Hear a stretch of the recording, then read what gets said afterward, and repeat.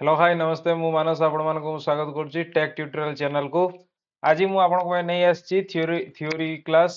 आज आम पढ़ा अंडरग्राउंड केबल विषय रे तार construction material type of joint आउ केमती कौन ताको यूज करा जाए ता विषय जानिबे। फास्ट आम जानिबा जे अंडरग्राउंड केबल कौन। अंडरग्राउंड केबल होची जेतेबेले आम कोनोसी केबल को अंडरग्राउंड रे यूज करूछु ताको परफेक्ट इन्सुलेशन दे जेतेबेले आम ताको यूज करूछु ताको आम अंडरग्राउंड केबल कहूँ। अंडरग्राउंड केबल रो साधारणतः कंस्ट्रक्शन डिफरेंट होता है नॉर्मल केबल ठू। तो से कौन हो किसी एडवांटेजेस थाए किसी डिसएडवांटेजेस थाए जेमती कि तार कौन हो फास्ट एडवांटेजेस हो less chance to damage through the storm and lightning. जेतेबेले बात्या आसीबो बा लाइटनिंग होबो तार बहुत कम चांस थाए सी कौन होता है ना सेतेबेले तार जो डैमेज होवार चांसेस कम थाए। स्ट्रॉम लाइटनिंग माने बिजुली पड़े भी बहुत कम थाए। लो मेंटेनेंस कॉस्ट बेले आम पकईदे 20-25 वर्ष तार आवश्यकता पड़ न था केवल जदि आम मेन मेड किसी प्रोब्लेम होता है आम जितेबाला किसी पंक्चर हो जाए बा कौन सी डिगिंग होता है तो से साधारणतः तार प्रोब्लेम होता है। लेस चांसेस टू फॉल्ट तो आसे ना बहुत लेस चांस जिते मैन्युफैक्चरिंग डिफेक्ट थी आम जॉइंट रे किसी प्रोब्लेम रखी था तो से ही प्रोब्लेम होता है। Not affected by the man made problem like sabotage and strike। देखो जिते आम पोल रे केबल नौचु से कौन हो ना स्ट्राइक हो जो केबल बा गछ लगिबार ए सब थाए किंतु जिते अंडरग्राउंड हो तार बहुत कम चांसेस थाए जेमती कि मैन मेड प्रॉब्लम क्रिएट होवार।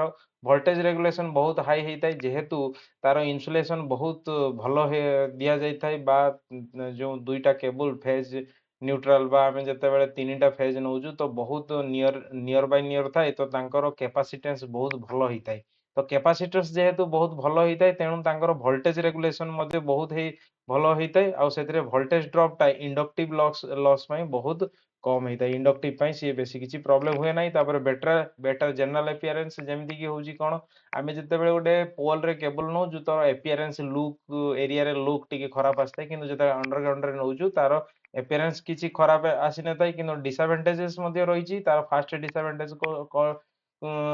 डिसएडवांटेजेस होची कौन इनिशियल कॉस्ट बहुत हाई होता है। तार रेट तार माने नॉर्मल ओवरहेड लाइन रे आम जी नौचु ताठू बहुत गुणा 4 गुणा 5 गुणा अधिक तार कॉस्ट होता है किंतु सही हिसाब से तार मेंटेनेंस भी लेस होता है आउ लॉन्ग टर्म रही है।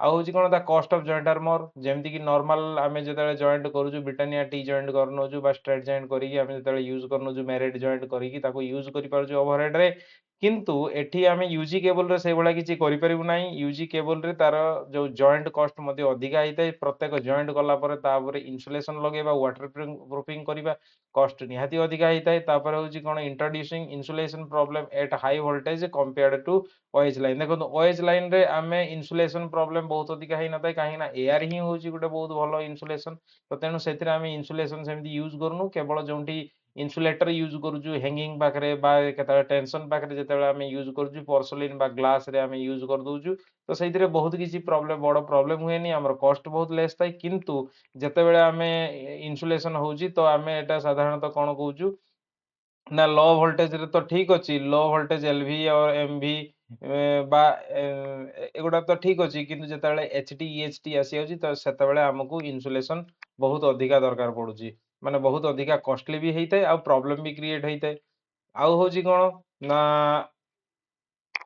आम यूज कौटी करुचु यूज साधारणतः आम कौन कौन कहूँ ना higher maintenance cost do not permit the use of OH construction. जेतेबेले कि आम मेंटेनेंस टाइम जहाँ किसी ओएच बा ओवरहेड कंस्ट्रक्शन दौनी तो से आम कौन करुचु ना आम यूजी केबल यूज करुचु। आउ कौन ना सबस्टेशन सबस्टेशन मानक भितर बहुत क्रॉस होगी केबल जाए कंडक्टर आमको नापी पड़े तो से आम ओवरहेड कले ओवरहेड आम करुचु कहीं करुचु किंतु किसी इंडोर सबस्टेशन अच्छी जो प्लेस बहुत कम थाए आ पॉपुलेटेड एरिया से आम केबे भी एडवाइज करा जाए ना जे सबस्टेशन को आउटडोर टाइप करने इंडोर सबस्टेशन कला बेले से करा जाए। तापर हूँ कौन ना अराउंड प्लांट्स जिते आम प्लांट्स रही जमीक कि स्टील प्लांट बा अन्य केमिकल प्लांट अन्य प्लांट रे से आम ओवरहेड लाइन नहीं जीवु तो सेठी बहुत किसी प्रॉब्लम आमको होता है आमको प्लेस रो बहुत शॉर्टेज पड़ता है से आम यूजी केबल यूज करूँ।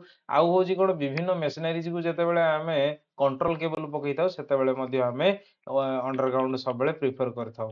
तो एतिकी रहिला परे तापर रहउची कोन हमर जनरल कंस्ट्रक्शन आमे देखिबा जनरल कंस्ट्रक्शन होउची कोन the construction cable should be tin देखंतु प्रथमे होउची कोन ना जेतेबेले आमे केबल रे भितरे कंडक्टर यूज करिवु कंडक्टर जदि सेटा कपर हेतिबो तो ताले सेटा टिंड हेतिबा दरकार टिंड कपर हेतिबा दरकार बा एल्युमिनियम को टिंड करा जाय नाही कपर टिंड कपर ही यूज करा जाय आउ स्टैंडर्ड केबल यूज करा स्टैंडर्ड काहे कि मोर फ्लेक्सिबल हेते आउ करंट कैरी मोर हेते करंट कैरी कोन पई मोर हेते जदि एटा एसी आमे से केबल रे नै कि जाउथबु ताहले एसी रे कोन हेता ना स्किन इफेक्ट थाए स्किन इफेक्ट जेहेतु थाए तो तेणु आमे जदि स्टैंडर्ड केबल यूज करिबा सेतरे करंट कंडक्टिंग कैपेसिटी टा बहुत अधिका थाए the size of the conductor should be selected देखंतु साइज ऑफ कंडक्टर जेतेबेले भी आमे केबल पकेबु तो तार कंडक्टर साइज को कंपलसरी हमकु सिलेक्ट करिया पई पड़िबो बहुत वाइजली काहे कि नहले जदि आमे सेई भले न करिवु ताहले कोन हबो ना जदि हाई करंट सेइतरे फ्लो होउतबो सेतेबेले कोन हबो ना करंट ए जो cable get heated cable heat हेजिवो आउ जदि आमे बहुत अधिका मोटा केबल जदि पकई दबु बहुत थिकनेस र केबल पकई दबु सेतेबेले कोन हबो तो आमे कोन करिवु ना सेठी बहुत कॉस्ट आमे पड़ै जिवो हमर इनिशियल कॉस्ट बहुत अधिका पड़ै जिवो अननेसेसरी जोंटी कि यूज नाही किंतु आमे हेवी कंडक्टर पकेकी आमे तार सेमदी जेतेबेले आमे केबल आहुरी किछि केबल सिलेक्ट करला परे बेले जदि आमे ठीक से तार इन्सुलेशन को चेक कर नथिबु तो इन्सुलेशन मध्ये सेमदी प्रॉब्लम करताय जे इन्सुलेशन हाई इन्सुलेशन पके दबु जदि तो ताहले तार कॉस्ट अधिका हिता जदि लो वोल्ट पई जदि आमे इन्सुलेशन नै नबु किंतु आमे सेठी यूज जदि अधिका वोल्टेज रो होउची ताहले सेठी ब्रेकडाउन होबार बहुत चांसेस थाए तो जेटा कि एठी रखा हिची देखंतु cable must have proper thickness आउ insulation to be ensure the reliability of designated voltage तो general construction of UG cable देखंतु फास्ट मु जनरल कहूची देखंतु एटा होची सर्विंग लेयर को जाय ऊपर केबल ऊपर जोंडा थाए ताको सर्विंग लेयर को हाइताय तो ता तळे जोंडा रहूची आर्मरिंग आर्मरिंग कोन ना एटा गोटे मेटल रे हेइताय तो जीआई साधारणतः हमें जीआई यूज करताउ आर्मरिंग तो एटा करिया द्वारा कोन हेइताय ना एतरे किछि माने बाहरु फोर्स पड़ले तो इजीली पंक्चर हेइ जाय नै ये ताको सेफ पळिया हेलमेट टाइप रो ताको सेफ देइताय तापर लीड सीट दिया हिताय एला लीड सीट टा सबुथिरे दिया नै जोंडा लीड सीट केबल सेथिरे लीड सीट दिया हिताय तो लीड सीट साधारणतः आमे जोंडी अल्कालाइन एसिड बा प्लांट जोंडी यूज होउची तो सेठी लीड सीट दिया जाय लीड सीट रो बहुत प्रकार फायदा अछि जेमिति कि केमिकल अल्कालाइन रो केबल को रक्षा करे इन्सुलेशन जो ता भीतर दिया हिजी तो ताकू बहुत हेल्पफुल हुए ता संगे संगे कोन होइताय ना याको आमे बेटर अर्थिंग करि पारुचु ता संगे कोन ना वोल्टेज रेगुलेशन मध्ये बहुत भलो देइताय किंतु ता सही हिसाब रे तार कॉस्ट मध्ये बहुत अधिका हेइ जाइताय तो देखंतु ଯେତେବେଳେ ଆମେ କେବଲ ର କନଷ୍ଟ୍ରକ୍ସନ ଦେଖୁଛୁ କୋର ଅର କଣ୍ଡକ୍ଟର ଆମେ ଯଦି ଦେଖିବୁ ତ ଏଇଟା କଣ ହଉଛି କଣ ନା ବିଭିନ୍ନ ପ୍ରକାର ରହିଛି ଯେମିତି କି ଆମେ 1 କୋର ରହିପାରିବ ବା ମୋର କୋର ରହିପାରିବ 2 କୋର ରହିପାରିବ 3 କୋର ରହିପାରିବ 3.5 ମଧ୍ୟ ରହିପାରିବ ଯେମିତି କି 1 କୋର ଆମେ ୟୁଜ କରୁଛୁ ଯେତେବେଳେ ଆମେ ସିଙ୍ଗଲ ୟୁଜ କରୁଛୁ 1 କୋର ଯେତେବେଳେ ଫେଜ ନ୍ୟୁଟ୍ରାଲ ବା ପଜିଟିଭ ନେଗେଟିଭ ୟୁଜ କରୁଛୁ 2 କୋର ୟୁଜ କରୁଛୁ 3 କୋର କୋଉଠି ନା 3 ଫେଜ ପାଖରେ ମଧ୍ୟ ୟୁଜ କରୁଛୁ ଆଉ ୟୁଜି କେବଲ ରେ ୱିଥ ଗ୍ରାଉଣ୍ଡ କରାଯାଇ ନାହିଁ ଇଏ 3 ଫେଜ ଏମିତି ଫେଜ ନ୍ୟୁଟ୍ରାଲ ଆଉ ଗ୍ରାଉଣ୍ଡ ଆର୍ଥିଂ ଦିଆଯାଏ ନାହିଁ ଆର୍ଥିଂ ଟାକୁ କଣ କରାଯାଏ ସବୁବେଳେ ଆର୍ଥିଂ ଟାକୁ तार जो आर्मरिंग रु निया जाय नहले तार लीड सीट जो थिबो सेइथिरु निया जाय तेणु 3 फेज रे केवल 3 दिया जाय आ होजी कोन 3 एंड हाफ 3 हाफ कोंठी यूज करा जाय ना जोंठी 3 फेज प्लस गोटे न्यूट्रल दिया हिता न्यूट्रल टा साधारणतः हाफ दिया जाय कोंठी 4 कोर मध्ये दिया हिता 4 कोर रे सेदी कोन होता ना इज सेम हिता R Y B R Y B तीनटा फेज पई आ ब्लैक हिता गोटे ब्लैक हेइते कोन पई ना सेटा न्यूट्रल पई हेइते एतरे भी जो 3 एंड हाफ सेतरे भी आर वाई बी हेइते नॉर्मल तापर हेइते न्यूट्रल टा हेइते हाफ कोर हेइते सबले तो ब्लैक कलर हेइतिबो एटा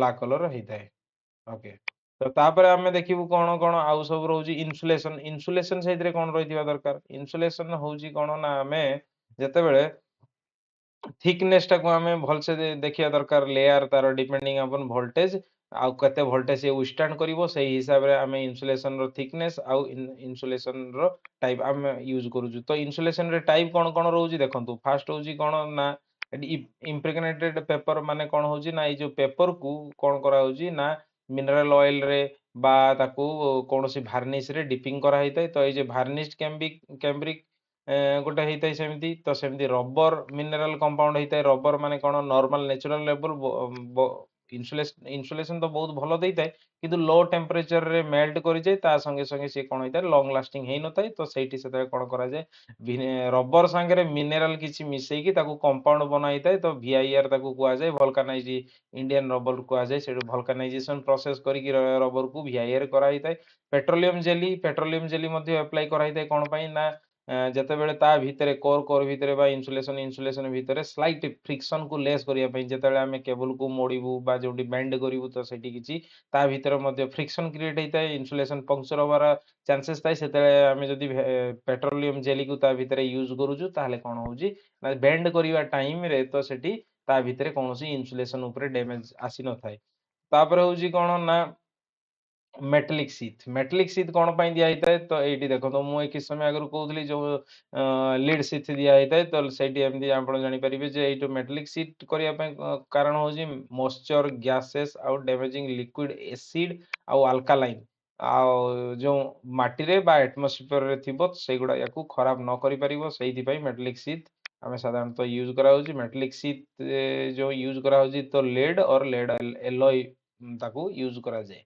आउ इन्सुलेटिंग मटेरियल आमे कोन दोजु ना पेपर बेल्ट दोजु ता आमे ए जो पेपर को कोन करा हेतै इम्प्रेग्नेटेड करा हेतै varnish रे तापर ताकू कोन करा हेतै ना तो से ता ऊपरे राउंड राउंड करी की ग्रुप करी इन्सुलेशन दिया हेतै तो तापर होजी कोन बेडिंग होजी कोन ना मेटालिक सीथ ऊपर एटा बेडिंग ता साधारणतः दिया हेतै आर्मरिंग होजी कोन आर्मरिंग ता होजी कोन बेडिंग ऊपर आर्मरिंग दिया हेतै तो एटा कौन पाई दिया होता है ना 1 और 2 लेयर जो रही है गाल्वानाइज स्टील बा वायर बा स्टील टेप तो या को हमें देई थाउ पर्पस होजी protection of cable from mechanical injury while laying in the during देखंतु जेतेबेले हमें पकेला बेले मध्ये ताकू केबल को कोनोसी भितरे केबल को इंजुरी आसीबनी ता संगे संगे कोन ना रहिला परे भी इन केस केही जदी केतले डिगिंग करूजी हठात सी कोन करूजी ना ता भीतर जो थिबा कंडक्टर ताकू कोनोसी प्रॉब्लम क्रिएट करबनी बा ताकू इंजुरी करबनी बोली ताकू आमे आर्मरिंग दिया हितो एटा वन टाइप ऑफ सेफगार्ड हेतै तापर होजी सर्विंग लेयर ता ऊपर टोटल ऊपर जोंटा दिया हिता सबठारु ऊपर तो ताकू आमे कोन करा कुआ होजी ना सर्विंग लेयर करा होजी सर्विंग लेयर रो काम होजी एटमॉस्फेरिक कंडीशन को रु सी ताकू रक्षा करिवो तो एटा layer of fibrous material like jute similar to the bedding is to be provided over the armouring ऊपर कोन करा हेतै ना झूट बा जे कोनोसी आजकल तो झूट पुड यूज करा होनी सब तो साधारणतः हमें मैक्सिमम पीवीसी यूज करूजु तो या को सर्विंग लेयर को हेतै तो आर्मरिंग ऊपर जोंडा थाई सेटा होजी सर्विंग लेयर हेतै तापर होजी कोन the insulating material of cable कोन कोन हेतै इन्सुलेटिंग मटेरियल कोन प्रॉपर्टी फास्ट रहिबा दरकार तो जेकोसी आमे जतबे इन्सुलेशन यूज करूछु फास्ट होजी कोन हाई इन्सुलेशन रेजिस्टेंस हेतिबा दरकार टू अवॉइड लीकेज करंट जदी जते हाई इन्सुलेशन रेजिस्टेंस हेतिबो तो सेतिरे लीकेज करंट वेरी लेस जाइताय तो एटा को आमे मेगा ओम रो साधारणतः करताउ मेगा ओम आमे जतबे सबले मन रखिया जेकोसी केबल हेताउ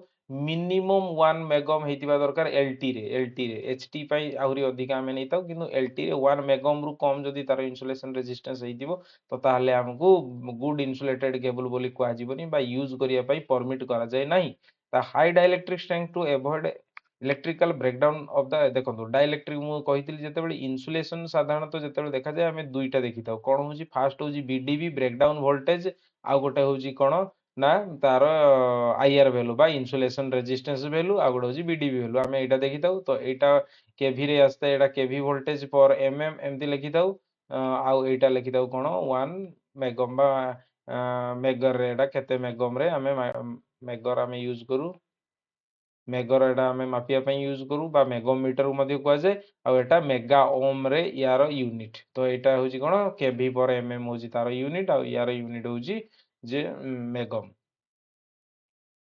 तो तापर रहला कोन हाई मैकेनिकल स्ट्रेंथ कंपलसरी तार इन्सुलेशन ला हाई मैकेनिकल स्ट्रेंथ रहिदिबा दरकार जहा फल से वर्ष वर्ष धरी की माटी तळे इजीली रही परिबो तापर नॉन हाइग्रोस्कोपिक यार माने होजी कोन ना केबल कोनोसी प्रकार रो मॉइस्चर को बहुत इजीली ताकू नौ नथबो जदी इन्सुले से जदी बहुत जल्दी एब्जॉर्ब करनबो मॉइस्चर को तो तार कोन होबो तार इन्सुलेशन रेजिस्टेंस डाउन हे जिवो आ ब्रेकडाउन मध्य बहुत जल्दी हे जिवो तो जहा फल रे केबल सेटा गोटे स्टैंडर्ड केबल बोली कुआ जिवो नाही तो तापर रोजी कोन ना आउ होउची कोन ना नॉन इनफ्लेमेबल हेतियो माने से निया इजिली लागु नथो ताको गोटे वर्ड रे कहै जाय एफआर माने फायर रिटार्डेंट मध्ये ताको कहै जाय तो low cost compare to OH line तो ओवरहेड लाइन तो एटा लो कॉस्ट हेतियो किंतु एटा आमे प्रैक्टिकली केबे संभव हुए नाही जे ओवरहेड लाइन टू जो यूजी केबल रो कॉस्ट कम हो सेटा कम केबे भी इनिशियली कॉस्ट तो कम होइनी किंतु तार मेंटेनेंस कॉस्ट बहुत अधिक हेते जदि आमे 25 वर्ष धरि कि गोटे जे प्लेस रे ओवरहेड लाइन आउ जदि यूजी केबल आमे यूज करूछु ताले कंपलसरी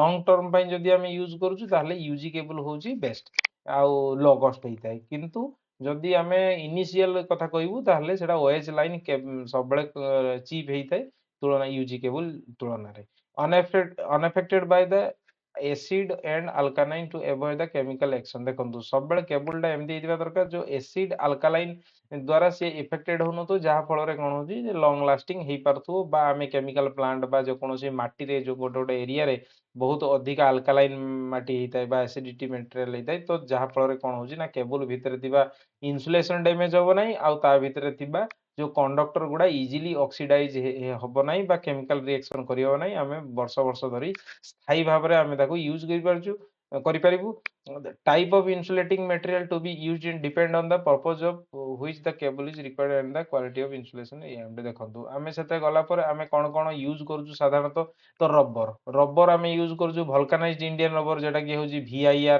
तो VIR यूज करा होजी आ होजी इम्प्रेग्नेटेड पेपर यूज करा होजी varnished पेपर आ पॉलीविनाइल क्लोराइड जोटा कि PVC तो एईटा ही मैक्सिमम ई यूज करा जाय काई कि ना कंपैरेटिवली लो कॉस्ट हेताय अलगा ठारू ता संगे संगे ये लॉन्ग लास्टिंग आउ बहुत इजीली हमको अवेलेबिलिटी भी हेई पारथाय तार जॉइंट करिया मध्य इजी हेताय माने जॉइंट करिया तो कंडक्टर को सब समान प्रोसेस हेताय किंतु ता ऊपर जो इंसुलेशन चढ़ेबा PVC रे इजी हेताय तो रबर कोन होजी ना रबर रो जो रहिला कोन परमिटिविटी टा होजी केते 2 रु 3 भितरे हेताय परमिटिविटी डाइलेक्ट्रिक स्ट्रेंथ बहुत भलो 30 kV पर mm हेताय डाइलेक्ट्रिक स्ट्रेंथ इंसुलेशन होजी केते तार जो रेजिस्टिविटी बा स्पेसिफिक रेजिस्टेंस हेइथाय केते ना 10 to the power 17 ohm centimetre हेइथाय तो या माने एटा बहुत भलो किंतु या पाखरे किछि डिमेरिट्स रहिछि कोन ना एब्जॉर्ब ये मॉइस्चर बहुत इजीली जो नेचुरल रबर इजीली मॉइस्चर को एब्जॉर्ब करथाय आ मैक्सिमम सेफ टेम्परेचर इज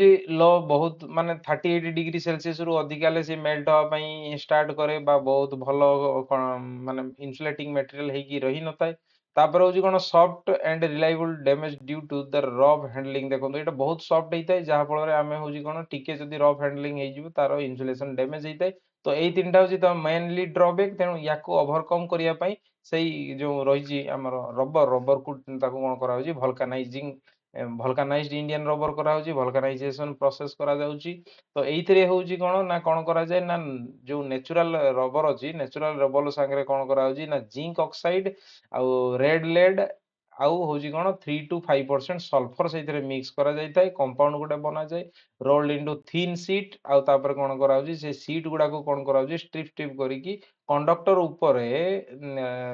ऊपर ताकू एप्लाई करा जाउची एप्लाई कला परे ताकू बेकिंग करा होची बा हीटिंग करा जाउची टेम्परेचर 150 डिग्री सेल्सियस रे जते बेले हमें नेचुरल रबर संगे जिंक ऑक्साइड लीड शीट आउ होची कोन सल्फर 3 टू 5% मिसै देकी टेप बनै की कंडक्टर ऊपर लगे की ताकू बेकिंग करूजु बा हीटिंग करूजु 150 डिग्री सेल्सियस रे सी गोटे बहुत भलो इन्सुलेटिंग प्रॉपर्टी बनि आइतै आ सेटा रफ एंड टफ हेतै ताकू हमें एई जो प्रोसेस टाकू कोन कहौ छी वल्कानाइजिंग प्रोसेस तो सेइथि पई एटा को कोन कहौ छी ना वल्कानाइज्ड इंडियन रबर बोली ताकू मध्य कहौ जाउची एइते एडवांटेजेस कोन रहउची ना ग्रेटर मैकेनिकल स्ट्रेंथ तो यार मैकेनिकल स्ट्रेंथ बहुत भलो होची ड्यूरेबिलिटी बहुत अधिक दिन पई से कोन होची ना लास्टिंग करि पारुची तापर होची कोन वाटर रेजिस्टेंस हेइते वाटर रिटार्डेंट हेइते वाटर को सी कौनसी प्रकार एब्जॉर्ब करे नाही बा ता भीतर देकी पास करे नाही कंडक्टर पाखकू जहा फल रे होची कोन इंसुलेटिंग प्रॉपर्टी टा बहुत बढ़िया हेकी रहिताय तो तापर होची डिसएडवांटेज मध्य किछि रहिछि डिसएडवांटेज मेन ड्रॉबैक होची कोन ना जो एइथरे VIR रे जो सल्फर मिसा जाउछि से सल्फर कोन करे ना कॉपर संगे रे से केमिकल रिएक्शन करिथाय तो ଯେତେବେଳେ ବି ଆମେ ଭିଆଇଆର କେବଲ ୟୁଜ୍ କରାଯାଏ ତ ତା ଭିତରେ ଥିବା କପର ଷ୍ଟ୍ରାଣ୍ଡ ଗୁଡାକୁ କମ୍ପଲସରି ତାକୁ ଟିନ୍ଡ କପର କରାହେଇଥାଏ, କପରକୁ ଟିନିଂ କରାହେଇଥାଏ ଟିନ୍ ଦ୍ୱାରା। ନହେଲେ ଯଦି ଡାଇରେକ୍ଟ କେବଲକୁ ୟୁଜ୍ କରିଦିଆଯିବ ସେଇଥିରେ ଯୋଉ ସଲଫର ଅଛି, ସଲଫର ଆଉ କପର ଦୁଇ ଜଣ ଯାକ କେମିକାଲ ରିଏକ୍ସନ କରିକି ବହୁତ ଜଲ୍ଦି କେବଲ ଖରାପ ହେଇଯାଇଥାଏ। ତ ଭିଆଇଆର ସାଧାରଣତଃ କୋଉଠି ଆମେ ୟୁଜ୍ କରୁଛୁ, लो एंड मॉडरेट वोल्टेज केबल पाखरे, लो आउ मॉडरेट वोल्टेज केबल पाखरे आमे यूज करूछु। तापर होजी इम्प्रेग्नेटेड पेपर, इम्प्रेग्नेटेड केबल कोन पेपर कोन करा होजी ना केमिकली जेटा कि कहा जाए पल्प्ड पेपर कहा जाए, वुड चिप आउ impregnated with some compound such as paraffin आउ नाफ्थेनिक मटेरियल। एगुड़ा पैराफिन तो शुणी थिबे किंतु देखिबा बहुत रेयरली, आ नाफ्थेनिक मध्ये एगुड़ा सब केमिकल सब यूज करा जाए, सब पेट्रोलियम प्रोडक्ट एगुड़ा सब होता है। तो एगुड़ा को कौन करा जाए ना वुड चिप और अन्य द्वारा करिकी एटा इम्प्रेग्नेटेड पेपर करा जाए। तो यार एडवांटेज होची लो कॉस्ट होता है, लो कैपेसिटेंस होता है, हाई डाइलेक्ट्रिक स्ट्रेंथ होता है, आउ इन्सुलेशन रेजिस्टेंस मध्ये हाई होता है। तो या भितर यार एडवांटेजेस पर डिसएडवांटेज होची कोन, ये बहुत मॉइस्चर को एब्जॉर्ब करता है, हाई हाइग्रोस्कोपिक होता है, even even if it is impregnated with a suitable compound। ଯେତେ ଭଲ compound ଦ୍ୱାରା ମଧ୍ୟ ଆମ ତାକୁ impregnated କଲେ ମଧ୍ୟ ସେ hygroscopic ହେଇଥାଏ କାହିଁକି ନା ସେ ତ wood chip use ହଉଛି। it absorbs moisture and lower insulation resistance of the cable। ତ ଯେତେବେଳେ ଇଏ moisture କୁ absorb କରି ନଉଛି କଣ ହଉଛି ନା insulation resistance କୁ ମଧ୍ୟ କମ କରି ଦେଇଥାଏ। ତାପରେ ହଉଛି varnished cambric, এই ଯୋଉ varnished cambric ହଉଛି କଣ, କଟନ କ୍ଲଥ ସେଟା କଣ କରାହଉଛି coated with varnish। ତ varnish ଦ୍ୱାରା impregnated ହେଇଥିବ, ନହେଲେ ତାକୁ ସେଇଥିରେ ଡିପିଂ କରାହେଇଥିବ ବା ଡୁବା ହେଇଥିବ, ନହେଲେ ତାକୁ କଣ କରାହେଇଥିବ କୋଟିଂ କରାଯାଇଥାଏ। ତ ଏଇଟା ହଉଛି କଣ, ତ ଏମ୍ପିଆର ଟାଇପ ମଧ୍ୟ ୟାକୁ କୁହାଯାଏ। ଏଇଭଳିଆ ଯଦି ଇନସୁଲେସନ ଦିଆ ହେଇଛି ତାକୁ ଆମେ ଏମ୍ପିଆର ଟାଇପ କହୁଛୁ। ଭାର୍ନିଶ୍ଡ କେମ୍ବ୍ରିକ ପେପରକୁ ସେଇଥିପାଇଁ ଆମ ଏମ୍ପିଆର କ୍ଲଥ ମଧ୍ୟ କିଛି ଜାଗାରେ କୁହାଯାଏ। ତ ଏଇଥିରେ डाइलेक्ट्रिक स्ट्रेंथ होची कोन ना 4 केवी पर एमएम।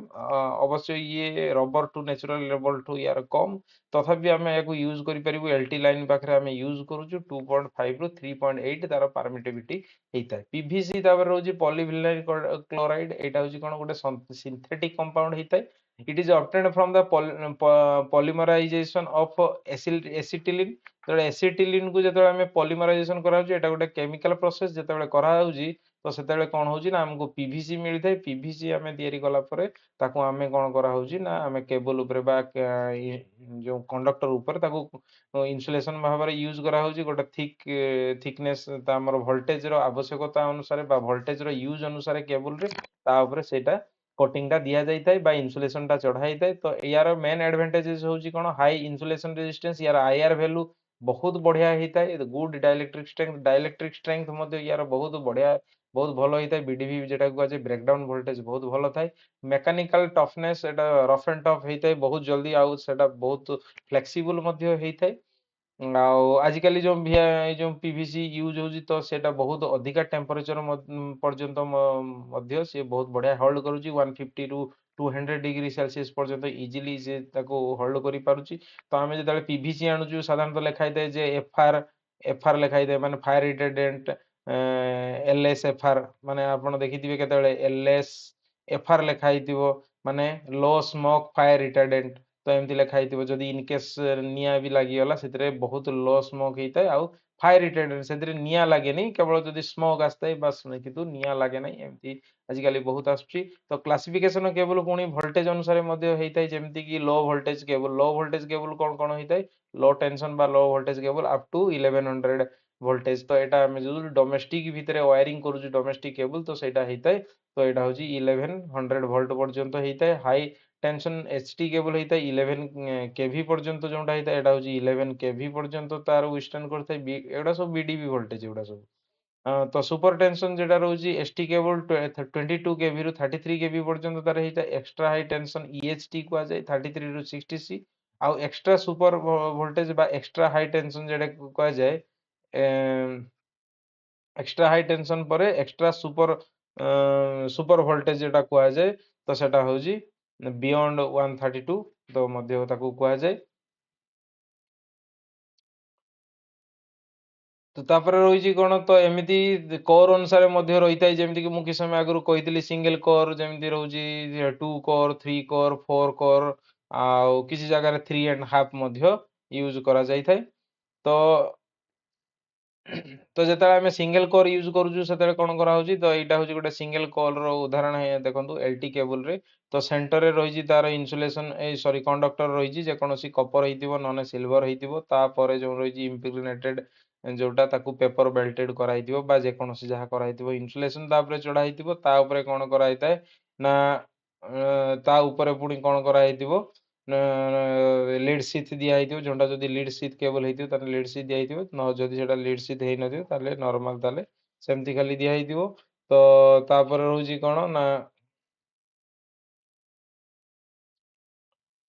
ସର୍ଭିଂ ଲେୟର ଟା ପୁରା ଉପରେ ଦିଆ ହେଇଥାଏ। ତ ସେଟାକୁ କଣ ହଉଛି ନା ମଏଶ୍ଚର ଆଉ ଯୋଉ କ୍ଲାଇମେଟ ଠୁ ଆମର ଏନଭାୟରମେଣ୍ଟାଲ ଇଫେକ୍ଟ ରୁ ରକ୍ଷା କରିବା ପାଇଁ ସର୍ଭିଂ ଲେୟାର ଦିଆ ହେଇଥାଏ। ତ ଏଇ ସର୍ଭିଂ ଲେୟାର କିଛି ଦିନ ତଳେ ଯୋଉ ଏଟିଓ ଏକ୍ସାମ ଆସିଥିଲା, ତ ସେଇଥିରେ ଗୋଟେ ସିମ୍ପଲ କ୍ୱେଶ୍ଚନ ଥିଲା, ଯୋଉ ଉପରେ ଯୋଉଟା ପ୍ରୋଟେକ୍ଟିଭ ସର୍ଭିଂ ଲେୟାର ଅଛି ତାର କାମ କଣ। ତ ଏଗୁଡ଼ା ସବୁ ସିମ୍ପଲ କ୍ୱେଶ୍ଚନ ବେଳେ ବେଳେ ଆମର ଏଆଇଟିଟି ଏକ୍ସାମ ବା ରିକ୍ରୁଟମେଣ୍ଟ ଏକ୍ସାମ ରେ ମଧ୍ୟ ଆସିକି କେତେବେଳେ କେତେବେଳେ ପ୍ରୋବ୍ଲେମେଟିକ ହେଇଥାଏ। ଆମେ ଭାବିବା ଏଗୁଡ଼ା କୌଣସି ୟୁଜଫୁଲ ନୁହେଁ, କିନ୍ତୁ ସେଟା ୟୁଜଫୁଲ ହେଇଥାଏ। ତେଣୁ ଆପଣ ମାନେ ଏଗୁଡ଼ା ସବୁ ଛୋଟ ଛୋଟ କଥା ବି ଧ୍ୟାନ ରଖିବେ। ତାପରେ ରହିଛି କଣ ନା ଆମେ କେବୁଲ 3 ଫେଜ ସର୍ଭିସ ରେ କେମିତି କଣ କେବୁଲ ୟୁଜ କରିବୁ। ଦେଖନ୍ତୁ ବେଲ୍ଟେଡ କେବୁଲ ଯେତେବେଳେ ରହୁଛି ଅପ୍ ଟୁ 11 କେବି ଥାଏ, ତ ସ୍କ୍ରିନ୍ଡ କେବୁଲ ଯଦି 22 ରୁ 66 କେବି ପର୍ଯ୍ୟନ୍ତ ଥାଏ। ପ୍ରେସର କେବୁଲ ଯଦି ହେଇଥିବ ବିୟଣ୍ଡ 62, ପ୍ରେସରାଇଜ କେବୁଲ ଯୋଉଟା ହେଇଥାଏ 66 କେବୁଲ କେଭି ରୁ ବହୁତ ରୁ ଅଧିକା ହେଇଥିଲେ ପ୍ରେସର କେବୁଲ ୟୁଜ ହେଇଥାଏ। ତ ତା ଭିତରେ କଣ କରାହେଇଥାଏ ନା ଗ୍ୟାସ ଦିଆ ହେଇଥାଏ, ନାଇଟ୍ରୋଜେନ ଗ୍ୟାସ ପ୍ରେସରାଇଜ କରି ରଖା ହେଇଥାଏ।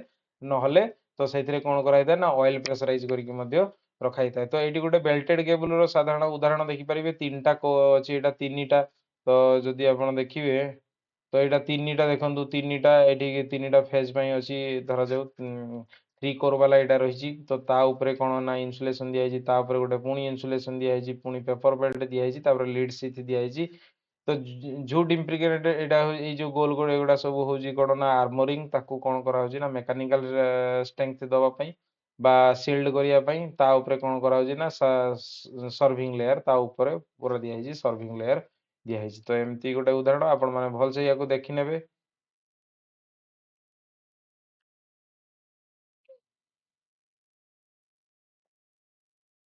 ଦେଖନ୍ତୁ ସାଧାରଣତଃ କେବୁଲ ଗୁଡ଼ା 11 କେଭି ପର୍ଯ୍ୟନ୍ତ ହେଇଥାଏ, କିନ୍ତୁ ଏକ୍ସଟ୍ରା ଅର୍ଡିନାରୀ କେସରେ ସେଟା 22 କେଭି ପର୍ଯ୍ୟନ୍ତ ମଧ୍ୟ ଏମିତି ହେଇଥାଇପାରେ। ଏଇ ଯୋଉ ଯେଟା ଏଇ ଯୋଉ କହିଲି, ଯେଟା ଏକ ନମ୍ବରରେ ଏଇ ଜଷ୍ଟ କେବୁଲଟା ଏଇଟା କହିଲି, ତ ଏଇ ଯୋଉ ବେଲ୍ଟେଡ କେବୁଲ ଗୁଡ଼ା ତ ସେ କଣ ହେଇଥାଏ ନା 11 କେଭି ପର୍ଯ୍ୟନ୍ତ, କିନ୍ତୁ ଏକ୍ସଟ୍ରା କିଛି କେସରେ 22 କେଭି ପର୍ଯ୍ୟନ୍ତ ମଧ୍ୟ ବନା ହେଇଥାଏ। ତ ତାପରେ ରହୁଛି କଣ ନା ସେକେଣ୍ଡ ଟାଇପ ରହୁଛି ସ୍କ୍ରିନ୍ଡ କେବୁଲ ରହୁଛି। ସ୍କ୍ରିନ୍ଡ କେବୁଲ ରେ କଣ ରହୁଛି ନା ଏଟା 33 କେଭି ପର୍ଯ୍ୟନ୍ତ ସାଧାରଣତଃ ଆମେ ୟୁଜ କରିଥାଉ, କିନ୍ତୁ କିଛି ସ୍ପେଶାଲ କେସେସ ରେ କଣ କରାହଉଛି ଅପରେଟିଂ ଭୋଲ୍ଟେଜ 66 କେଭି ପର୍ଯ୍ୟନ୍ତ କରାହଉଛି। ଟୁ ପ୍ରିନ୍ସିପଲ ଏଇଠି ଦେଖନ୍ତୁ ଦୁଇ ପ୍ରକାର କେବୁଲ ସାଧାରଣତଃ ୟୁଜ କରାହଉଛି, ମାନେ ତିଆରି କରାଯାଉଛି ମ୍ୟାନୁଫ୍ୟାକ୍ଚରିଂ। ଏଚ୍ ଟାଇପ ଆଉ ଏସ୍ଏଲ୍ ଟାଇପ ହଉଛି। ଏଚ୍ ଟାଇପ ଦେଖନ୍ତୁ କଣ ପାଇଁ ଏଟାକୁ ଏଇ ଟାଇପ ର କେବୁଲଟାକୁ ଏଚ୍ ଟାଇପ କୁହାଯାଏ। କଣ ପାଇଁ ଏଚ୍ ଟାଇପ କୁହାଯାଏ ନା ଏଚ୍ ହର୍ଷ୍ଟାଡର ହର୍ଷ୍ଟାଡେର ସରି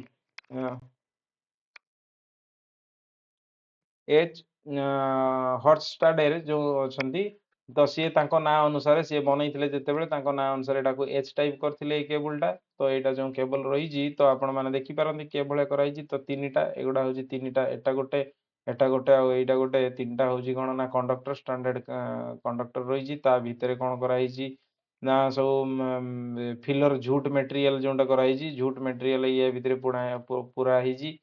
ତ ତା ଉପରେ ଏମିତି ଏମିତି ସବୁ ଲେୟାର ଲେୟାର କରି ରଖା ହେଇଛି। ଆପଣ ମାନେ ଦେଖିପାରିବେ ଏଇଟା କେମିତି କଣ କରାଯାଇଛି। ତାପରେ ହଉଛି କଣ ନା advantage ଏଇଥିରେ କଣ କହୁଛି ନା possibility of air pocket or voids bloods in the dielectric is eliminated। ଦେଖନ୍ତୁ ତ ଯାହା ଫଳରେ ଏୟାର ପକେଟ ଆଉ ବ୍ଲଡ୍ସ ଆଉ ଡାଇଲେକ୍ଟ୍ରିକ ହଉଛି ଏଲିମିନେଟ କରାଯାଉଛି, ଯାହା ଫଳରେ କଣ ହଉଛି ଭଲ ତାର ଯୋଉ ଇନସୁଲେସନ ବହୁତ ଭଲ ଆସିଥାଏ। Metallic screen increased heat dissipating power of the cable. ଦେଖନ୍ତୁ ଯେହେତୁ ମେଟାଲିକ ସ୍କ୍ରିନ୍ ଏଥିରେ ଇନକ୍ରିଜ କରିକି ରଖାଯାଇଛି, ମେଟାଲିକ ସ୍କ୍ରିନ୍ ଟା ଅଧିକ ଦେଇକି ରଖାଯାଇଛି, ତ ସେଥିରେ କଣ ହଉଛି ନା ହିଟ୍ ଟା ଇଜିଲି ତା ଭିତରୁ ବାହାରକୁ ବାହାରି ପାରେ ବା ଥଣ୍ଡା ହବାରେ ତାକୁ ବହୁତ ସାହାଯ୍ୟ କରିଥାଏ। ତାପରେ ହଉଛି ଏସ୍ଏଲ୍ ଟାଇପ ମାନେ ହଉଛି ସେପାରେଟ ଲିଡ୍ ଟାଇପ।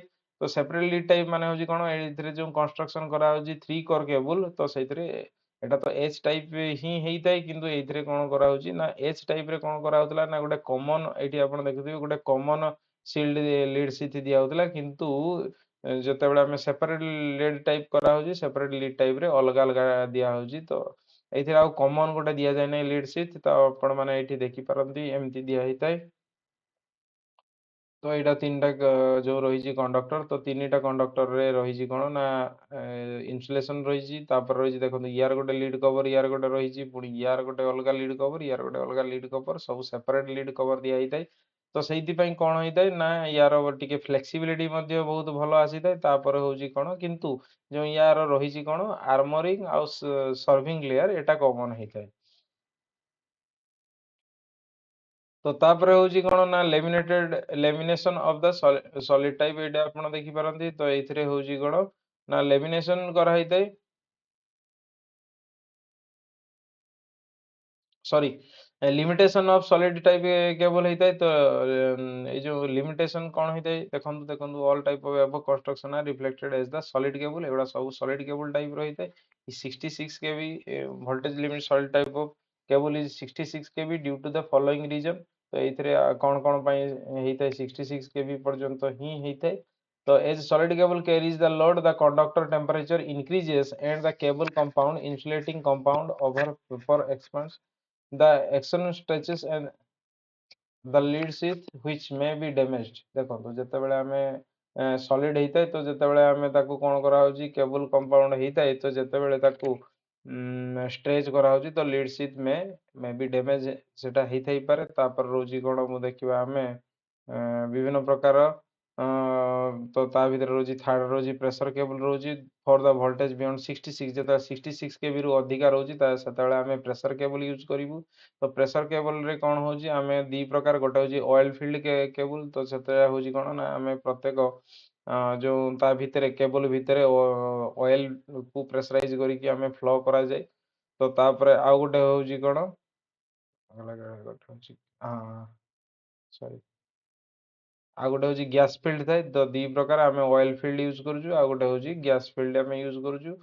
ତ ଏଟା ହେଉଛି କେବଳ ଅଏଲ୍ ଫିଲ୍ଡ। ତାପରେ ଆଗକୁ ଅଛି ମୁଁ କହିବି। ଏବେ ଦେଖନ୍ତୁ ଅଏଲ୍ ଫିଲ୍ଡ ଭିତରେ ପୁଣି ରହିଛି କ'ଣ ନା ସିଙ୍ଗଲ କୋର କଣ୍ଡକ୍ଟର ଚ୍ୟାନେଲ ରହିଛି, ସିଙ୍ଗଲ କୋର ସିଥ୍ ଚ୍ୟାନେଲ ରହିଛି, ତାପରେ 3 କୋର ଫିଲର ସ୍ପେସ୍ ଚ୍ୟାନେଲ ମଧ୍ୟ ତା ଭିତରେ ରହିଛି। ତ ଏଇଭଳିଆ ହେଇଥାଏ। ଦେଖନ୍ତୁ ଏଇଟା ଗୋଟେ ହେଉଛି କ'ଣ ଗୋଟେ ସିଙ୍ଗଲ କୋର କଣ୍ଡକ୍ଟର ଚ୍ୟାନେଲ ହେଇଥାଏ ଏମିତି, ତା ଭିତରେ କଣ୍ଡକ୍ଟର ଏମିତି ତା ଚାରିପାଖେ କଣ୍ଡକ୍ଟର ଥାଏ, ମଝି ଦେଇକି ଅଏଲ୍ ଡକ୍ଟ ଥାଏ, ତା ଭିତରେ ଦେଇକି ଅଏଲ୍ କ'ଣ କରାହେଇଥାଏ ନା ପାସ୍ କରାହେଉଥାଏ ପମ୍ପ ଦ୍ୱାରା ବା ଯେକୌଣସି ପ୍ରେସରାଇଜ ମଟର ଦ୍ୱାରା ତାକୁ ତା ଭିତରେ ଅଏଲ୍ ମଧ୍ୟ ସାର୍କୁଲେଟ୍ କରାଯାଏ, ଯାହାଫଳରେ ହିଟ୍ ମଧ୍ୟ କମ୍ କରାଯାଇପାରେ। ଆଉ କ'ଣ ହେଉଛି ନା ଇନ୍ସୁଲେସନକୁ ମଧ୍ୟ ବହୁତ ଭଲ କରିକି ରଖାଯାଇଥାଏ। ସିଙ୍ଗଲ କୋର ସିଥ୍ ଚ୍ୟାନେଲ ରହୁଛି, ଦେଖନ୍ତୁ ଏଇଠି ସିଙ୍ଗଲ କୋର ସିଥ୍ ଚ୍ୟାନେଲ ଯେତେବେଳେ ରହୁଛି, ତ ଏଇଟା ସେଣ୍ଟରରେ ରହୁଛି ତାର କଣ୍ଡକ୍ଟର ଗୁଡ଼ା, ତାପରେ ରହୁଛି କ'ଣ ନା ପେପର ଇନ୍ସୁଲେଟିଂ ମେଟେରିଆଲ, ତାପରେ ଯୋଉ ଅଏଲ୍ ଚ୍ୟାନେଲ ଗୁଡ଼ା ଏଇଗୁଡ଼ା ଖାଲି ଖାଲି ଅଛି, ତ ଏଇଗୁଡ଼ା ହେଉଛି କ'ଣ ନା ଅଏଲ୍ ଚ୍ୟାନେଲ। ତ ଏଇ ଯୋଉ ଅଏଲ୍ ଚ୍ୟାନେଲ, ତ ତା ଭିତରେ କ'ଣ କରାଯାଇଥାଏ ସେମିତି ସେମ୍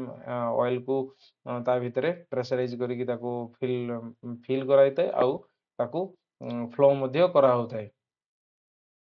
ତ ଏଇଥିରେ ଆଡଭାଣ୍ଟେଜେସ୍ କ'ଣ ରହୁଛି ନା ଏଇ ଯୋଉ ଆଡଭାଣ୍ଟେଜେସ୍ ହେଉଛି କ'ଣ ନା ଆୟନାଇଜେସନ୍ ଆର୍ ଆଭଏଡେଡ୍। ହାଇ ଭୋଲ୍ଟେଜର ମେନ୍ ପ୍ରୋବ୍ଲେମ୍ ହେଇଥାଏ କ'ଣ ନା ଆୟନାଇଜେସନ୍। ତ ଯେତେବେଳେ ଆମେ ଫର୍ମେସନ୍ ଅଫ୍ ଭଏଡ୍ସ ଆଣ୍ଡ ଦ ଆୟନାଇଜେସନ୍ ଆର୍ ଆଭଏଡେଡ୍, ଦେଖନ୍ତୁ ଆୟନାଇଜେସନକୁ ଆମେ ଆଭଏଡ୍ କରିଥାଉ। ସବୁଠାରୁ ବଡ଼ ଏଇଠି ହେଉଛି ଆୟନାଇଜେସନ୍ ହେଇପାରେ, ମାନେ ଆଭଏଡ୍ ହେଇଥାଏ, କାହିଁକି ନା ତାକୁ କଣ୍ଟିନ୍ୟୁଅସ୍ ଫ୍ଲୋ କରାହେଉଥାଏ। Allowable temperature range and dielectric strength are increased. ଦେଖନ୍ତୁ ଟେମ୍ପରେଚର ରେଞ୍ଜ ଆମେ ଅଧିକ ଟେମ୍ପରେଚର ରେଞ୍ଜ ପର୍ଯ୍ୟନ୍ତ ୟୁଜ୍ କରିପାରିବୁ। କ'ଣ ପାଇଁ ନା ଆମେ ଯୋଉ ଅଏଲ୍ ଫ୍ଲୋ ହେଉଛି ସେ ଟେମ୍ପରେଚର କେବୁଲରୁ କମ୍ କରିଦେଇଥାଏ ବା ହିଟ୍ ଡିସିପେଟ୍ ଇଜିଲି କରିଥାଏ। ଆଉ ଡାଇଲେକ୍ଟ୍ରିକ ଷ୍ଟ୍ରେନ୍ଥ ବହୁତ ଅଧିକା ହେଇଥାଏ, ଯେହେତୁ ଇନ୍ସୁଲେସନ୍ ଅଏଲ୍ ଆମେ ୟୁଜ୍ କରୁଛୁ, ଆଉ ସେ ଅଏଲ୍କୁ ମଝିରେ ମଝିରେ ଫିଲ୍ଟରିଂ ମଧ୍ୟ କରାଯାଏ। ତ ଯାହାଫଳରେ କ'ଣ ହୁଏ ନା ସେ ତାର ଡାଇଲେକ୍ଟ୍ରିକ ଷ୍ଟ୍ରେନ୍ଥଟାକୁ ହାଇ କରିକି ସବୁବେଳେ ରଖିଥାଏ। If there is leakage the defect, ଦେଖନ୍ତୁ ଯଦି ଇନ୍ କେସ୍ ଅଫ୍ ଯଦି କେବୁଲରେ ଲିକେଜ୍ ମଧ୍ୟ ହେଇଗଲା, ତା ଭିତରେ ଯୋଉ ଅଏଲ୍ ଫ୍ଲୋ ହେଉଥାଏ ତା ପାଇଁ ମଧ୍ୟ ତ ଆର୍ଥଫଲ୍ଟ ଆମର ସବୁ ପସିବିଲିଟି ଆମେ ସବୁ ଜଣାପଡ଼ିଯାଏ ଇଜିଲି। କିନ୍ତୁ ଏଇଥିରେ ହେଉଛି କ'ଣ ହାଇ ଇନିସିଆଲ କଷ୍ଟ ହେଇଥାଏ। ତାପରେ ରହୁଛି ଗ୍ୟାସ୍ ପ୍ରେସର କେବୁଲ ରହୁଛି। ଗ୍ୟାସ୍ ପ୍ରେସର କେବୁଲରେ ଆପଣମାନେ ଦେଖିପାରନ୍ତି କେଉଁ ଗ୍ୟାସ୍ ୟୁଜ୍ କରାଯାଏ, ସାଧାରଣତଃ ଆମେ ଡ୍ରାଇ ନାଇଟ୍ରୋଜେନ୍ ଗ୍ୟାସ୍ ଏଇଥିରେ ୟୁଜ୍ କରାଯାଏ। ତ ଏଇଥିରେ ସେମ୍ ପ୍ରେସରରେ କିନ୍ତୁ ଏଟାକୁ ପ୍ରେସରାଇଜ କରି ରଖାହେଇଥାଏ, ତା ଭିତରେ କିନ୍ତୁ ଏଇଭଳିଆ ଥାଏ। ତ ଏଇ ଯୋଉ खाली प्लेस रे कोन होइताय ना जो ट्रायंगल शेप रो केबल रखा होइताय आ एई जो रहिला पाइप ए जो पाइप जो रहिला जीआई पाइप बा आयरन पाइप ता भितरे कोन करा होइताय ना गैस प्रेशराइज करी गैस टाइट स्टील पाइप हम यूज करा जाउची ता भितरे गैस को फिल करिकी रखा होइताय तो एटा को किए बनैथिले ना हक्सटाडर्ड आउ होजी भगाल आउ बाउडेन ए तीन जण एटा को फास्ट तयारी करथिले किंतु एगुडा साधारणतः एते आवश्यकता पड़ी न थाए तो एठी जेमिति मु कहिथिली ड्राई नाइट्रोजन गैस एठी यूज करा हिते केते ना 12 रु 15 एटमॉस्फेरिक प्रेशर रे ताको रखा हिते एडवांटेजेस होजी कोन cable can carry more load current normal cable टू एथिरे अधिक करंट फ्लो करी हुए बा करंट कैरी करी हुए कोन पाई ना इजीली ये कूल डाउन हिताए ता भितरे गैस प्रेशर राइज जो नाइट्रोजन यूज करिवा जेहेतु operating at a higher voltage than normal cable देखो नॉर्मल केबल टू एथिरे अधिका वोल्टेज रे हमें ताकू यूज करि पारु कोन पाई ना ता भितरे जे हिते प्रेशराइज गैस से मध्ये बहुत भलो इन्सुलेशन भलिया काम करथाय तापर होजी maintenance cost small and nitrogen gas helps the keeping any flame देखंतु जेहेतु नाइट्रोजन ता भितरे यूज करा जाउची तो सेटा कोन होजी इजीली तो मार्केट रे अवेलेबल माने हमर नेचर रे अवेलेबल हिताय नाइट्रोजन गैस तापर होजी कोन ना नाइट्रोजन गैस कौनसी ए जो फायर हवा से हेल्प करे नहीं फ्लेम हुए नहीं तो डिसएडवांटेज होजी कोन ओवरऑल कॉस्ट होजी बहुत हाई ही थाई पारे तापर होजी कोन classified according to their insulation अनुसार मध्य केबल अलग अलग टाइप रो हेताय फास्ट होजी कोन ना PVC polyvinyl chloride MI mineral insulation हेताय PILC paper insulated lead covered हेताय XLPE cross linked polyethylene हेताय आउ पीआईएल सीडीटीए केबल बा paper insulated lead covered double tape armoured cable तो एतिकी टाइप रो केबल तो साधारणतः यार जो एक्सपेंशन बा यार फुल फॉर्म तो जहाँ भी है एब्रिविएशन आपण जहाँ कहि पारंती तो एगुडा ए पांचटा रो साधारणतः आसीताय बहुत टाइम रे पीआईएलसी एक्सएलपीई आसीताय आउ पीआईएल सीडीटीए मध्य आसीताय क्वेश्चन रे एग्जाम बहुत थरो तो यूजी केबल लेइंग मेथड होजी आपण माने जानि पारंती जेमति कि डायरेक्ट ग्राउंड रे दिया जाई पारे डक्ट तयारी करी दिया जाई पारे बा ता तळे जो माटी तळे रेक बनेई की ता एआर रे ता भीतर लेखा जाई पारे ता laying on rack inside the cable tunnel जोंडा हम कहली केबल टनल भीतर रखा जाय laying along the building structure जतले हमें बड़ बड़ बिल्डिंग तयारी करजु ता भीतर मध्य हमें बिल्डिंग रे मध्य हमें याकू ले करिक मध्य रखि थाई पारु तो एटा देखंतु गोटे insulated paper insulated three phase 3.5 core cable देखि पारंती एटा 3 1 एटा होजी 2 एटा होजी 3 आ एटा होजी हाफ तो एटा देखि पारंती केबल दिया जी एटा कंडक्टर एटा होजी तार इन्सुलेशन गोटे रही थाए तापर बेल्टेड तापर बेल्ट दिया जी तापर लीड सीट दिया जी किंतु एटा सबुथरे न थाए ओनली लीड सीट केबल रे एटा थाए तापर होजी कोन बेडिंग दिया थाए बेडिंग परे सिंगल वायर आर्मर्ड भी दिया थाए किछि किछि जगह रे फ्लैट मध्य दिया थाए या फ्लैट आर्मरिंग मध्य कराई थाए तापर ओवरऑल सर्विंग सब को मिसै कि ता ऊपर गोटे इन्सुलेशन दिया थाए ओवरऑल सर्विस सर्विंग को आ जाय ताकू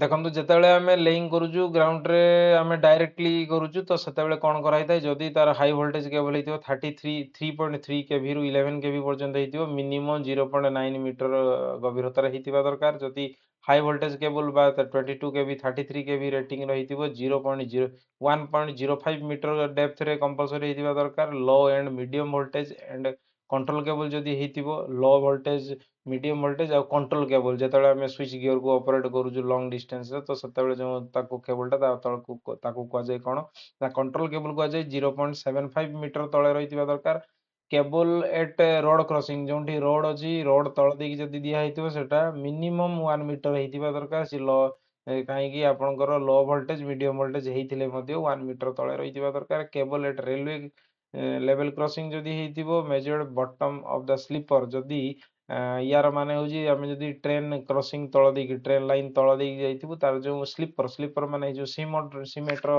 पड़ी थाए तो तार तळ बेस ठू 1 मीटर कंपलसरी डेप्थ ହେଇଥିବା दरकार जदि सिंगल केबल आमे ट्रेंच रे करथु मिनिमम 35 सेंटीमीटर ହେଇଥିବା निहाती दरकार आ ट्रेंच शुड बी एडी कहूची कोन ना जते बेले आमे कोन कहूची ना clearance from terminal cable to the inside of inside of a trench should be 15 centimeter ମଧ୍ୟ ହେଇଥିବା ଦରକାର। ତ ଏମିତି ବିଭିନ୍ନ ପ୍ରକାର ମେଜରମେଣ୍ଟ ରହିଛି। ତ ଏଇଭଳିଆ ଆମକୁ ରଖାଯାଏ ଯେତେବେଳେ ବ୍ରିକ୍ କେମିତି କ'ଣ ରଖାଯାଏ ଆପଣ ଏଇ ଜଷ୍ଟ ମେଜରମେଣ୍ଟଟାକୁ ଦେଖି ଦିଅନ୍ତୁ କେମିତି କ'ଣ ରହୁଛି। ତ ଆପଣଙ୍କ ପାଖରେ ବୁକ୍ସ ଥିବ ଯଦି ବି ସେଇଥିରେ ଭଲସେ ଦେଖିନେବେ। ତ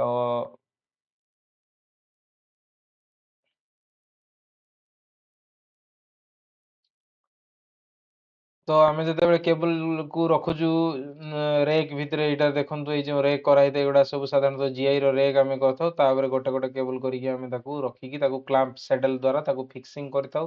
ତ ଏଇଟା କେବୁଲ ଟନେଲ ହେଇପାରେ। କେବୁଲ ଟନେଲ ଭିତରେ ଆପଣ କେବେ ଯଦି ଦେଖିଥିବେ ତ ଭଲ କଥା, ନହେଲେ ଏଇ ଯେଉଁ ଫଟୋରେ ତ ନିହାତି ମିଳିଯିବ, ଗୁଗଲ ଇମେଜରେ ମିଳିଯିବ। ତାପରେ ରହିଲା କେମିତି ଯେ ଏଇଟା ଦେଖନ୍ତୁ, ଏଇଟା ଗୋଟେ ହେଉଛି ରୋଲ ବା ବବିନ୍ ଯାହା କିଛି ବି କହିପାରନ୍ତି। ରୋଲ ହୁଇଲ୍ ହେଇପାରେ, କେବୁଲ ହୁଇଲ୍ ହେଇପାରେ। ତ ସେଇଥିରେ ଯେଉଁ ଗୁଡ଼େଇକି ଆସିଥାଏ ଯେତେବେଳେ ଗୁଡ଼ାଯିବ ତ ଏମିତି ନିଆଯାଏ। ଏଇଟା ହେଉଛି ରାଇଟ୍ ମେଥଡ଼, ଓଲଟା ନିଆଯିବ ନାହିଁ, ଏଇଟା ରଙ୍ଗ ମେଥଡ଼ ହେଇଥାଏ।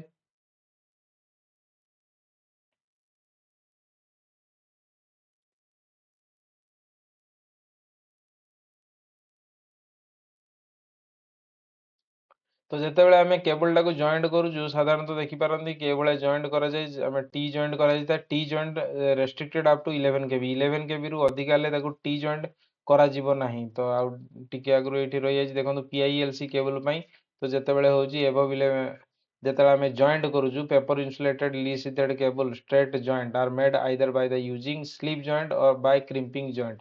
ତ ସ୍ଲିପ୍ ଜଏଣ୍ଟ ଦ୍ୱାରା କରାଯିବ ବା କ୍ରିମ୍ କରି କରାଯିବ up to voltage 11 KV grade ପର୍ଯ୍ୟନ୍ତ। ଏଭବ୍ 11 କେବି ତାହେଲେ କ'ଣ କରାଯିବ, ସେଠି compound filled copper or brass sleeve ମଧ୍ୟ ତାକୁ ୟୁଜ୍ କରାଯିବ।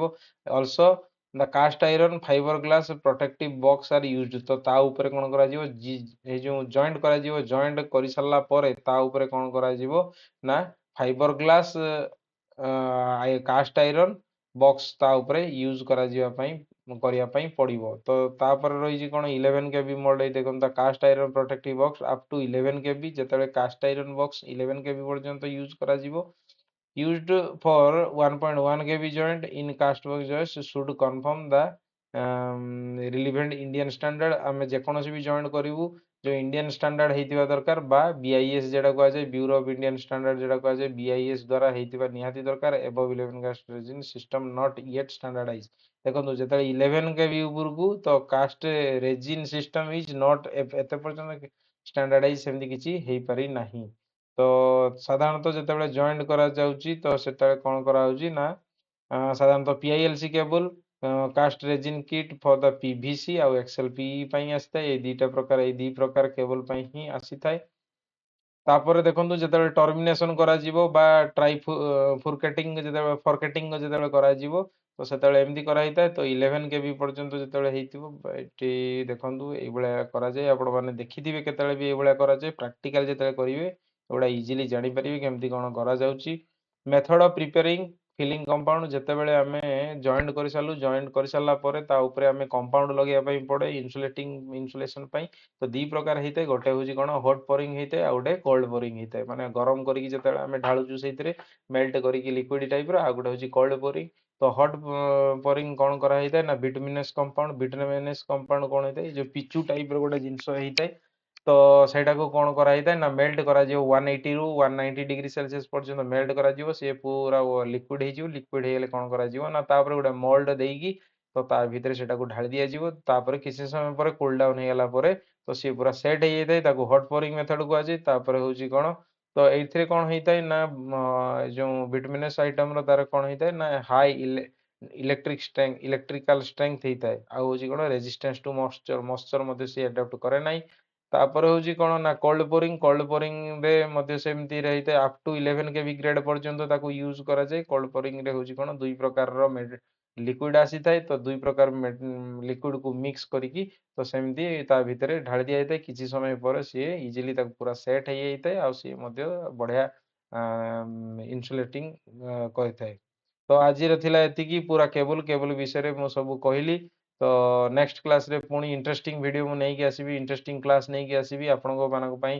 ବହୁତ ବଢ଼ିଆ ମୁଁ ନେଇକି ଆସିବି କ'ଣ ନା MCQ ବି ନେଇକି ଆସିବି, ଯେଉଁଟାକି ଆପଣଙ୍କ AITT ଏକ୍ଜାମ୍ ତା ସହିତ ବିଭିନ୍ନ ରିକ୍ରୁଟମେଣ୍ଟ ଏକ୍ଜାମରେ ମଧ୍ୟ ୟୁଜ୍ ହେଇପାରିବ। ତା ସଙ୍ଗେ ସଙ୍ଗେ CITS ଯେଉଁମାନେ କରୁଛନ୍ତି CITSରେ ମଧ୍ୟ ୟୁଜ୍ ହେଇପାରିବ। ତ ତେଣୁ ଆପଣମାନେ ମୋ ଚ୍ୟାନେଲକୁ ସବସ୍କ୍ରାଇବ୍ କରନ୍ତୁ, ଲାଇକ୍ କରନ୍ତୁ ଆଉ ସେୟାର ମଧ୍ୟ କରନ୍ତୁ। ତ ମୁଁ ଆପଣମାନେ ମୋତେ ଯଦି ଏନକରେଜ୍ କରିବେ ମୁଁ ଆହୁରି ଭଲ ଭଲ କ୍ଲାସ୍ ନେଇକି ଆସିପାରିବି। Thank you.